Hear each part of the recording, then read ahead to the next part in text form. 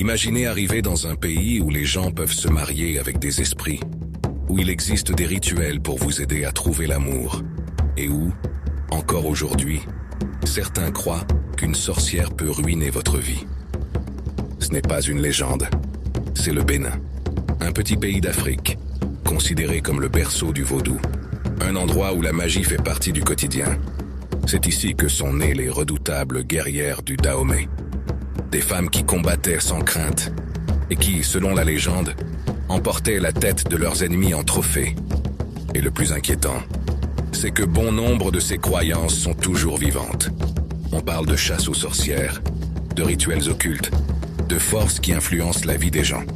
Installez-vous confortablement, ouvrez grand les yeux et cliquez sur « J'aime », car dans cette nouvelle vidéo de Monde sans censure, nous voyageons vers l'un des endroits les plus mystérieux de la planète.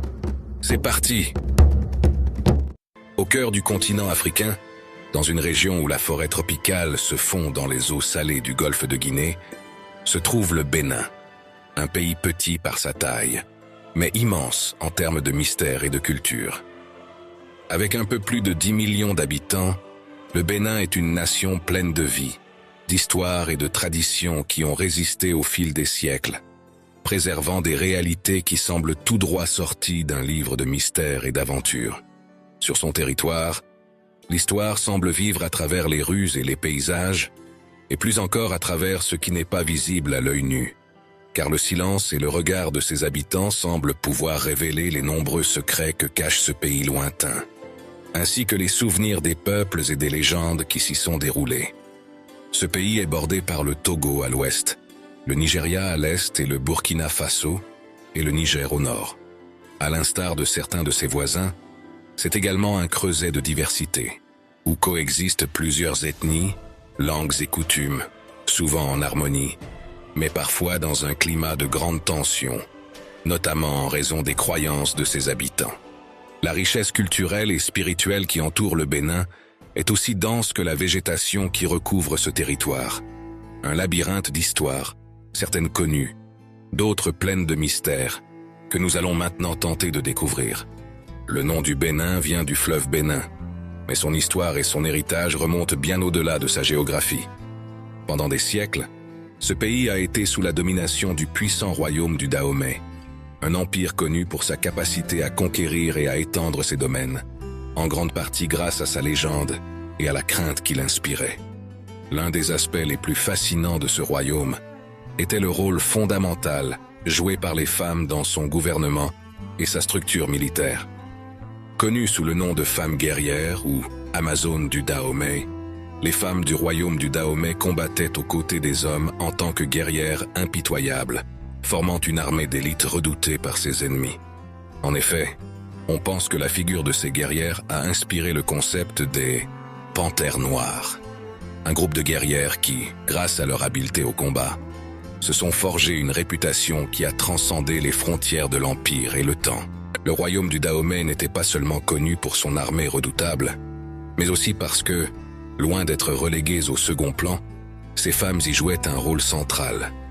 Ces guerrières étaient si redoutées qu'on croyait que leur pouvoir provenait de leur lien avec des forces surnaturelles. Ce lien entre les guerrières du Dahomey et les croyances spirituelles a été le terreau fertile pour le développement et la perpétuation de croyances qui perdurent encore aujourd'hui et qui sont devenues la religion principale au Bénin, le vaudou.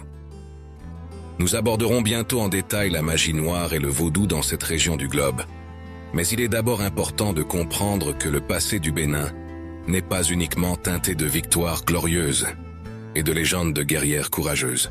Sur ses côtes, l'histoire est également marquée par l'un des épisodes les plus sombres de l'humanité, la traite négrière. Pendant des siècles, ce petit pays a fait partie de la fameuse Côte des Esclaves, un territoire où des millions de personnes ont été capturées, vendues et transportées vers les Amériques. Ce commerce sinistre a laissé de profondes cicatrices au sein de la population béninoise et reste une source de douleur et de réflexion dans le pays. Les fortifications et les ports, comme celui d'Ouidah, servent de rappel de ce chapitre tragique de l'histoire humaine. Ces réalités expliquent en grande partie pourquoi, malgré sa richesse culturelle et son impact historique, Le Bénin reste l'une des nations les plus pauvres d'Afrique, pris au piège dans une relation économique avec la France, son ancienne puissance coloniale. Cette dépendance limite considérablement, y compris aujourd'hui, les possibilités de développement pour de nombreux habitants de ce lieu énigmatique de la planète. Au centre du Bénin se trouve l'une des communautés les plus fascinantes et uniques du pays, étroitement liée à cette histoire récente. Un lieu appelé Ganvié, plus connu sous le nom de Venise de l'Afrique. Ce village flottant qui repose sur les eaux du lac Nokoué abrite aujourd'hui plus de 30 000 personnes. L'histoire de Ganvié remonte à l'époque de la traite négrière, lorsque les ancêtres de ses habitants se sont réfugiés sur l'eau pour échapper aux trafiquants. Aujourd'hui, la Venise de l'Afrique reste un témoignage vivant de la résistance et de la survie de ses habitants, avec ses maisons flottantes et ses canaux qui servent de principales voies de transport. La vie à Ganvié se déroule comme si elle venait d'une autre époque, tout en conservant une modernité dynamique adaptée aux circonstances actuelles. Ici, les gens se déplacent en pirogue, tandis que leurs maisons reposent sur des plateformes flottantes appelées palafitos. Les familles qui vivent ici ont développé une culture de résistance au changement, conservant leurs coutumes ancestrales tout en affrontant les défis du monde moderne. Des pratiques ancestrales comme le vaudou, qui est à l'origine de nombreuses légendes et mystères dans ce pays, tant passé que présent. Le Bénin est profondément lié au vaudou, une religion qui reste le fondement spirituel de la plupart de ses habitants. Peu de gens savent que le vaudou, bien qu'il soit pratiqué différemment dans diverses régions du monde, trouve son origine ici, au Bénin. Le vaudou a ses racines au cœur de l'Afrique, plus précisément dans le royaume du Dahomey, ainsi que dans les régions voisines du Togo et du Ghana. C'est une religion animiste qui repose sur la croyance que tout dans la nature est imprégné d'une énergie spirituelle. Cette tradition vénère non seulement les dieux, mais aussi les esprits des ancêtres, de la nature et des éléments, qui ont la capacité d'influencer la vie quotidienne des gens. Au fil des siècles, le vaudou a été un moyen de connexion entre les êtres humains et les forces invisibles qui régissent l'univers. Ces pratiquants croient que les esprits ont un impact direct sur les événements terrestres et que, par le biais de rituels, d'offrandes et de prières, ils peuvent invoquer l'aide ou la protection de ces entités. L'histoire du vaudou s'est considérablement étendue, lorsque pendant la traite négrière, des millions d'Africains ont été contraints d'émigrer vers le continent américain. Beaucoup de ces esclaves étaient des pratiquants du vaudou, et bien qu'ils aient été arrachés à leur terre natale, ils ont emporté avec eux leurs croyances et leurs traditions spirituelles. Ces croyances se sont mélangées à d'autres religions, créant différentes formes de vaudou dans les Caraïbes, en particulier en Haïti, où le vaudou s'est adapté et a évolué sous l'influence du catholicisme, du spiritisme et des cultures indigènes, donnant naissance au vaudou haïtien, qui est l'un des plus connus hors d'Afrique. Malgré cette adaptation, le vaudou africain d'origine reste une pratique vivante et dynamique dans des pays comme le Bénin, où il reste plus proche de ses racines. Ici, le vaudou n'est pas seulement une forme de spiritualité, mais il est également étroitement lié à la médecine, à la magie et aux traditions de la vie quotidienne. La ville de Cotonou, capitale économique du pays, abrite l'un des marchés vaudous les plus célèbres au monde. Ce marché est un lieu mystérieux et fascinant, où les marchands proposent des ingrédients utilisés dans les rituels vaudous. Herbes, plumes, crânes d'animaux et potions au pouvoir mystique. Bon nombre des objets vendus sur ce marché sont destinés à guérir des maladies, à attirer la chance ou à protéger contre les mauvais sorts. Les visiteurs du marché sont priés de ne pas prendre de photos, car les commerçants, profondément attachés à ces croyances, ne permettent pas que l'essence de leur rituel soit immortalisée. Le vaudou est également une pratique dotée d'une importante dimension sociale. Dans de nombreux villages, les cérémonies vaudou sont des moments de rassemblement communautaire, où l'on célèbre des festivals en l'honneur des esprits et où l'on pratique des danses, des chants et des offrandes. Ces festivals sont si importants qu'ils sont célébrés dans tout le pays. On y rend hommage aux dieux qui protègent la communauté et on y rend grâce pour les récoltes, la santé et la chance.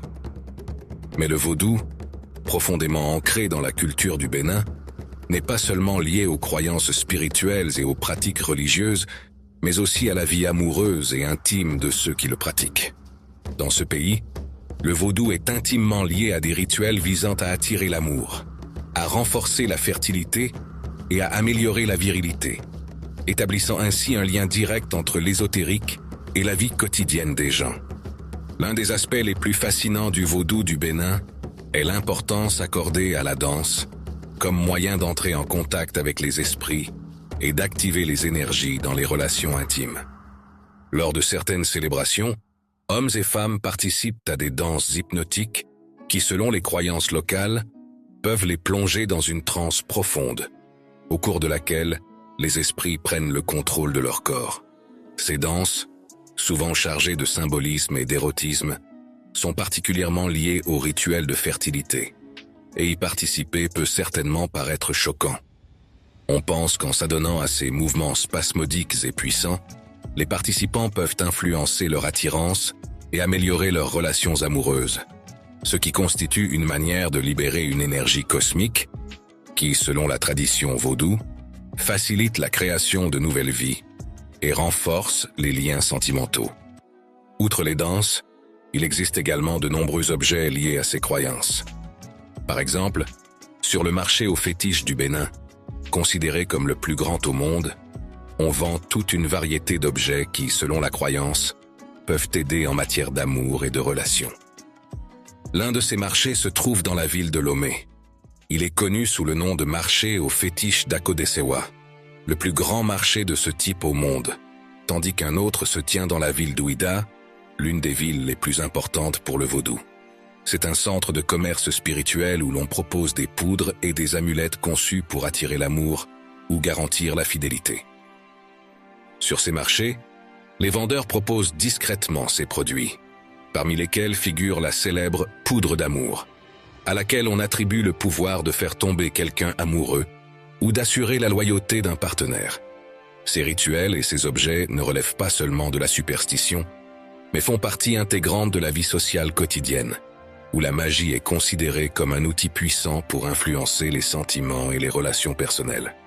Le vaudou revêt également une dimension plus profonde, qui touche à la masculinité au Bénin. Au sein des ethnies locales, des rituels d'initiation sont pratiqués pour les jeunes hommes, au cours desquels on leur enseigne des leçons sur la virilité et le rôle de l'homme dans la communauté. Ces cérémonies comprennent des épreuves d'endurance et de force, considérées comme essentielles pour devenir un adulte au sein de la société.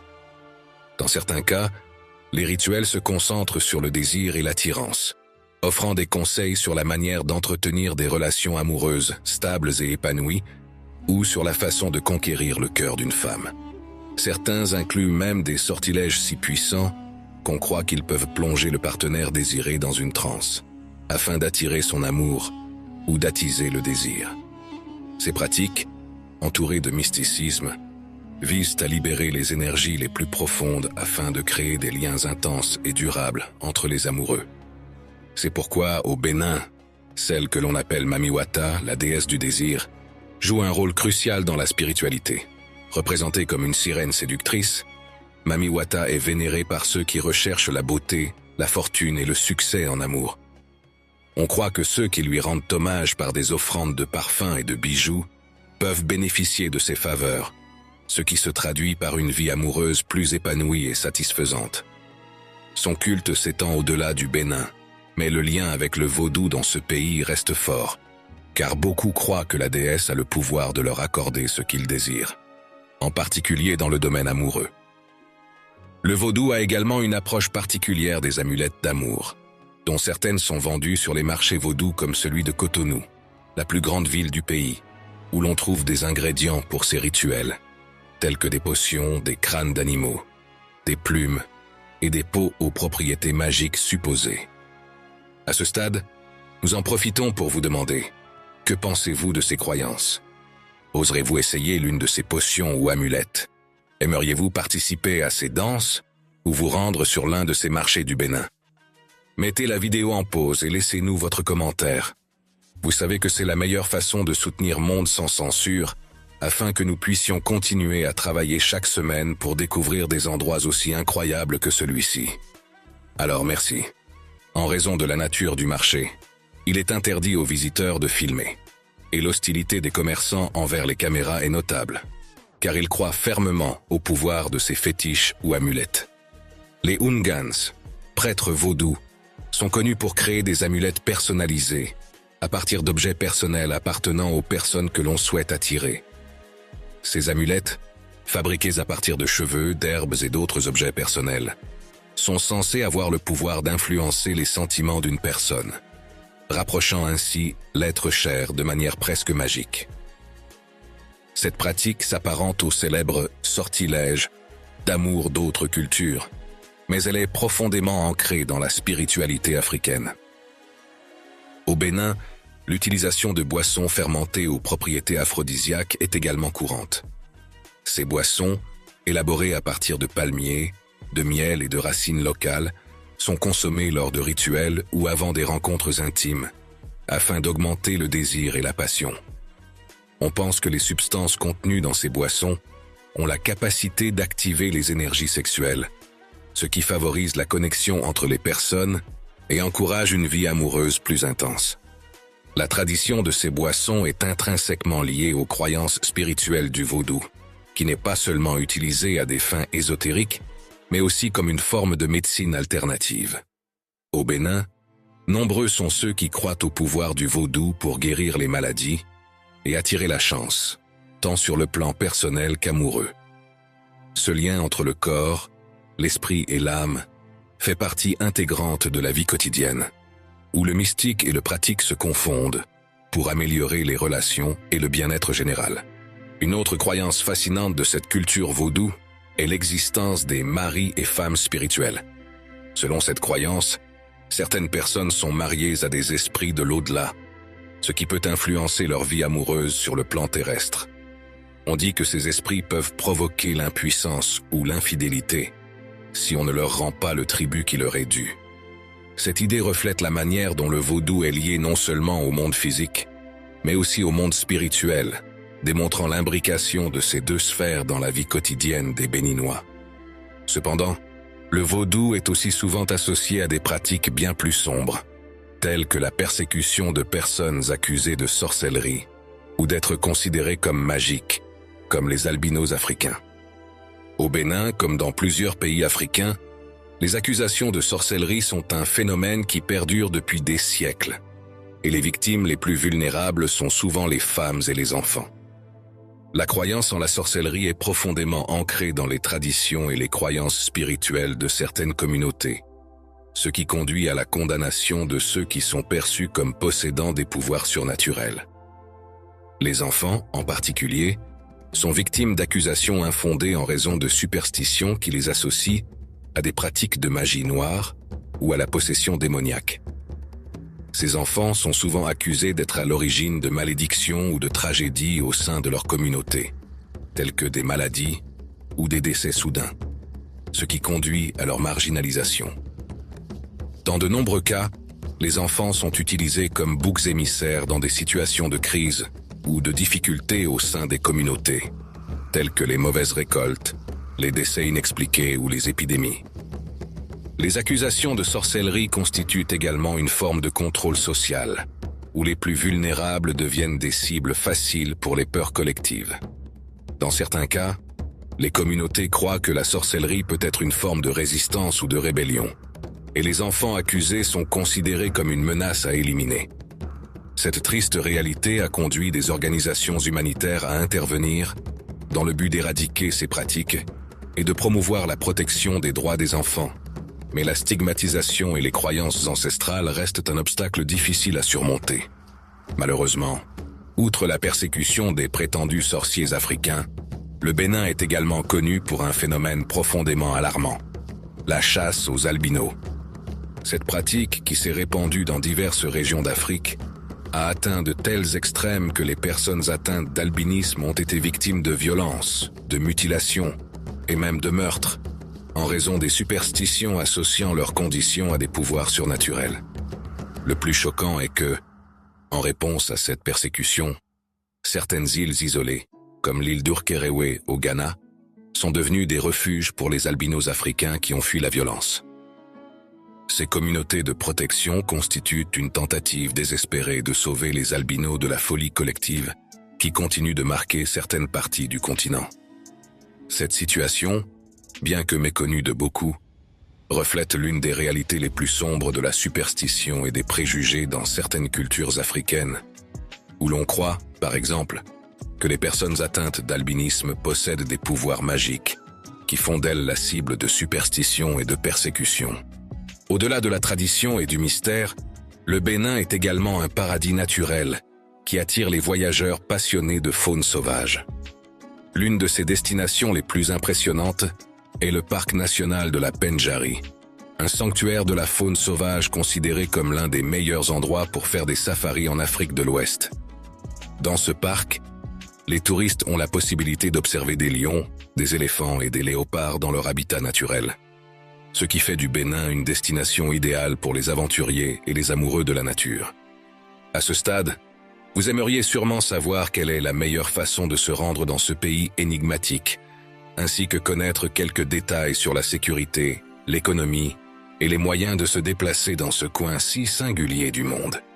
Chez Monde sans censure, nous avons étudié en profondeur ces réalités, afin que vous puissiez vivre la meilleure expérience possible lors de votre voyage au Bénin.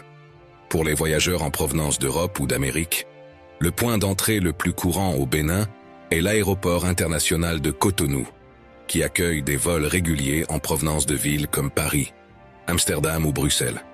Depuis l'Amérique, les options les plus courantes sont des vols avec escale dans des pays européens, comme ceux mentionnés ci-dessus. Le Bénin est une destination très abordable pour les voyageurs, ce qui en fait un lieu idéal si vous recherchez une expérience économique, car il pourrait être considéré comme l'un des pays les moins chers au monde. Le coût de la vie y est considérablement bas par rapport à de nombreux pays européens ou américains. Manger à l'extérieur dans un restaurant local est très bon marché. Un repas typique pouvant coûter entre 2 et 3 dollars par personne, tandis que dans les restaurants plus touristiques, les prix ne dépassent généralement pas 10 dollars pour 2 personnes. L'hébergement au Bénin est également assez bon marché, avec des options allant de 10 à 15 dollars par nuit dans des hôtels de gamme moyenne. En matière de sécurité, bien que cela puisse paraître surprenant compte tenu de l'image sombre qui entoure ce pays et de ses croyances, le Bénin est considéré comme un pays relativement sûr pour les touristes par rapport à d'autres pays de la région. La plupart des zones touristiques sont calmes, mais il est toujours recommandé de faire preuve de prudence, en particulier dans les grandes villes comme Cotonou. Comme dans toute destination, il est important de prendre des précautions élémentaires, d'éviter de marcher dans des zones mal éclairées ou isolées la nuit, et de garder vos effets personnels près de vous et en sécurité. De plus, il est toujours conseillé d'avoir les coordonnées des ambassades ou consulats de votre pays en cas d'urgence, et de souscrire une assurance voyage couvrant toute éventualité. Pour se déplacer dans le pays, l'un des moyens de transport les plus populaires est le Zemidjan, un mototaxi qui peut vous emmener n'importe où pour un prix très abordable et toujours négociable. Ces Zemidjans offrent une expérience unique, vous permettant de vous plonger dans le rythme effréné de la vie urbaine, tout en vous connectant à une tradition profondément ancrée dans la culture béninoise. Ces véhicules sont idéaux pour se déplacer rapidement dans les rues animées de villes comme Cotonou et constituent un moyen de transport économique, efficace et local.